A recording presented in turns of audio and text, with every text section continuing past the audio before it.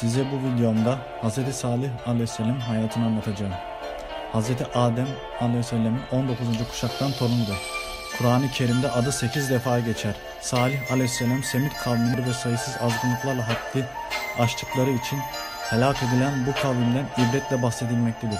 Bu kavim Nuh Aleyhisselam'ın oğlu Sam'ın neslinden gelen Semud kavmidir. Semud kavmi de vaktiyle Ad kavminin sahip olduğu nimetlere sahip oldular. Ancak onlar da Ad kavmi gibi gaflet ve dalalete düştüler. Ad kavminin helakinin azgınlıklarından dolayı içinde Ad kavmi sağlam binalar yaptıkları için helak oldular. Zira onlar evleri kumlar üzerinden yapmışlardı. Biz ise sağlam kayalar üzerine yaptık. Gelen fırtınalardan herhangi bir göz, sığır göğsü ve at ayağı gibi şekiller verip onu altın, gümüş ve çeşitli mücevherler donattılar. Sonra da karşısına geçerek secde ettiler. Bu putun ardından Semudlar Kadirlerin bir putuna yaptılar ve Ced, Het, Şems, Menaf, Menetlaf adında putlar edilen bunlara tapmaya başladılar. Salih peygamber kavmin içindeydi. Ticaretle meşgul olur, el emeğiyle geçinirdi. Hz. Ali Aleyhisselam, Salih Aleyhisselam gerçekten tazim ve hürmete layık bir insandı. Salih Aleyhisselam 40 yaşına ulaştığında Cebrail Aleyhisselam kendisine peygamberliği götürüyor. Salih Aleyhisselam önce çekindi ancak Hz. Cebrail ey Salih haydi kavmini tehdit et, davet et. Nuh ve Hud zamanında olmayan halleri müşahede edeceksin dedi ve semaya yükseldi. Bunun üzerine Salih Aleyhisselam önce kavminle ilgili sizin ondan başka ilahınız yoktur. Böylece davetini açıktan yapmaya başladıktan sonra kavmin kendisine karşı tavırları bir anda değişti. Hz. Salih'in davetine ve tevhid akidesini pek az kimse kabul etti. Hz. Salih Aleyhisselam büyücü gözüyle baktılar. Biz burada bahçeli pınarların içinde dağların ustaca evler yapıyoruz. Güven içinde bırakılacağınızı sanırsınız dedi onlara. Yeniden hak yoluna çağırdı. Onlar da inanmamaya devam ederek ondan mucizeler beklediler.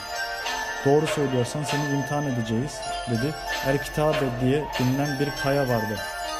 Can da bu kayayı kastederek şöyle dedi. Senin ilahın o kayadan kırmızı tüylü doğurmak üzere olan dişi bir deve çıkarsın. Yavrusunun rengi de annesinin rengine de olsun. O devirde bu kavim için en kıymetli şey kızıl renkli deveydi. Salih Aleyhisselam namaza durdu. Cenab-ı Hakk'a iltica etti.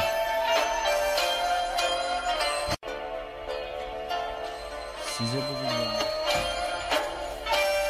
kaya büyümeye başladı, sancılı sesler çıkardı ve içinden kızıl renkli bir deve, Allah'tan başka ilah yoktur, Salih Aleyhisselam Allah'ın peygamberidir diyerek çıktı. Cen da Salih Aleyhisselam'ın alnından öptü. 100 kişiyle birlikte tehdit akidesine girdi. Kütüphanenin reisi ise sihir olan bir şeye neden çabuk meyletliyorsunuz dediler. Ve yine inanmadılar. Cen da reisliğini kardeşliğine devretti.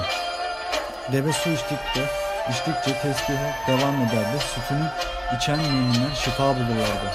Bu büyük mucize karşısında aciziyetlerini kahrolan kafirler deveyi katletti. Rivayete göre birinci gün yüzleri sararacak, ikinci gün kızaracak, üçüncü gün kararacak, dördüncü gün ise helak olacaklardı. O gecenin sabahında acayip haller oldu.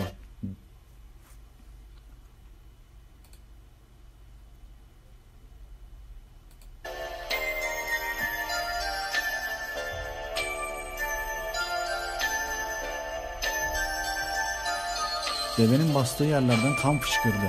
Yapraklar kızardı. Kuyu suyu kan kırmızısı oldu. Bedhatların yüzleri sapsarı oldu. Böyle muhteşem binaların altın üstüne getirmesini emretti.